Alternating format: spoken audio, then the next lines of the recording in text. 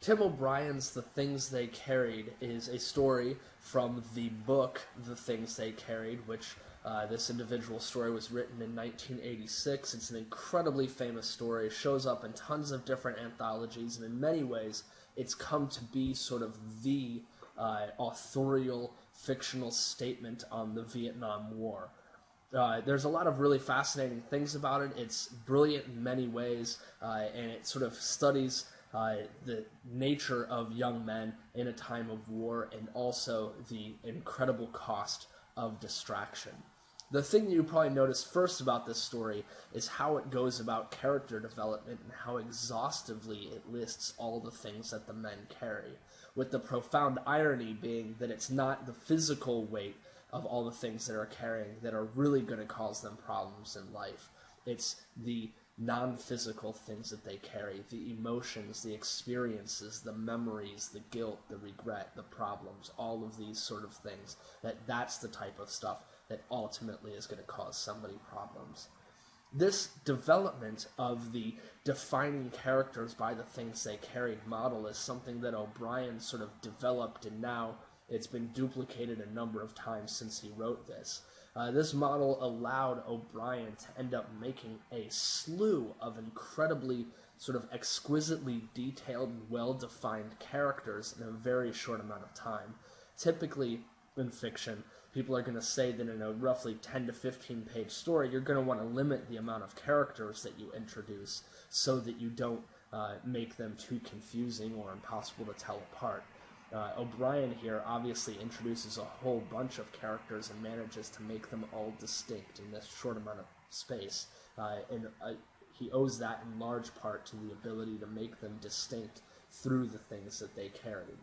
So some of the big elements in this story are not just the cost of distraction, Jimmy Cross's distraction at spending all of his time thinking about Martha, a girl back home who probably doesn't actually love him at all, but he really wants her to love him because it gives him something to think about and something to take his mind off the war with.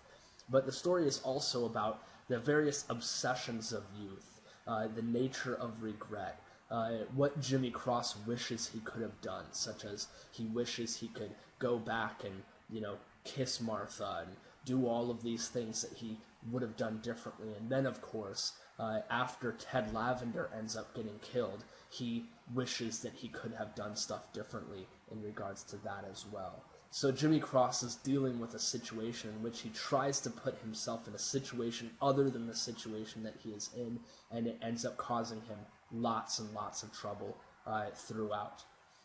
So, some things about this story that are particularly profound is the large question of why the men, even though they're scared, even though this is a terrifying situation, why they don't just quit. Okay? One of the big things here is that they don't quit because of honor or because of heroism or bravery or anything like that.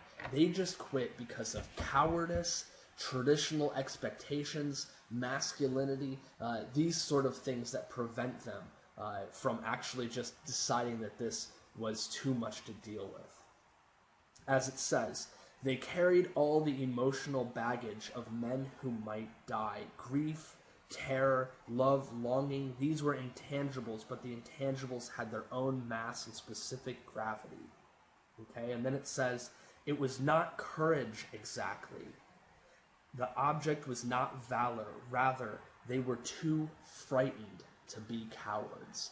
Because to just lay down and quit and not engage in this war anymore, that would have put them in a situation where they would have been cowards, and that was something that they were too afraid to deal with. They weren't brave enough just to lay down and not do it anymore. So they went on and kept going with the war. There are some truly beautiful passages in the story where it's talking about that, such as, for the most part, they carried themselves with poise, a kind of dignity. Now and then, however, there were times of panic when they squealed or wanted to squeal but couldn't, when they twitched and made moaning sounds and covered their heads and said, "Dear Jesus," and flopped around on the earth and fired their weapons blindly and cringed and sobbed and begged for the noise to stop and went wild and made stupid promises to themselves and to God and to their mothers and fathers, hoping not to die. So you can see, obviously why this story gets a lot of attention and why it's sort of become a very famous story. Tim O'Brien, when he goes around and he does readings, he's very sort of emphatic in his reading style, and it's not uncommon for everybody in the audience to be crying when he reads to them from his work.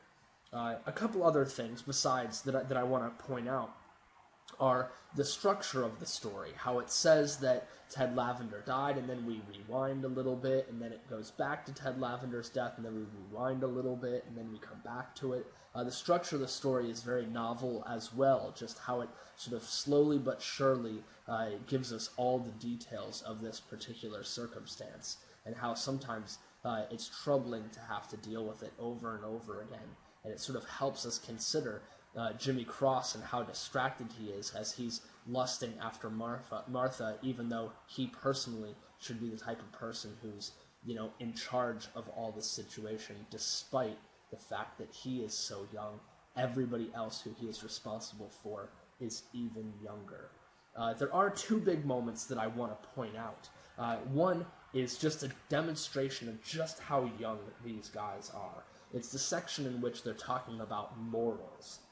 Okay, in which it says, Mitchell Sanders said, "You want my opinion? There's a definite moral here." He put his hand on the dead boy's wrist. He was quiet for a time, as if counting a pulse. Then he patted the stomach almost affectionately and used Kiowa's hunting hatchet to remove the thumb. Henry Dobbins asked what the moral was. Moral? Moral. The thing here is that Mitchell Sanders doesn't even know what the word moral means. Okay, that's how young these guys are, is that he has no idea what a moral is. He just has a notion that a moral is something important. So he says there's a moral here, but he doesn't actually have any idea of how to do it. Another thing I want to point out is the paradox behind Kiowa.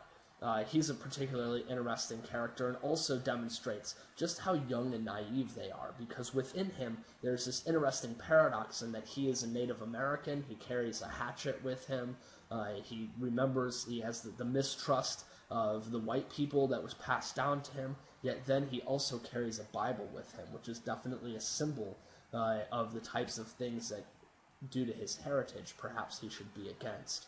So that's another example where he probably himself has no idea of this potential hypocrisy or paradox within him.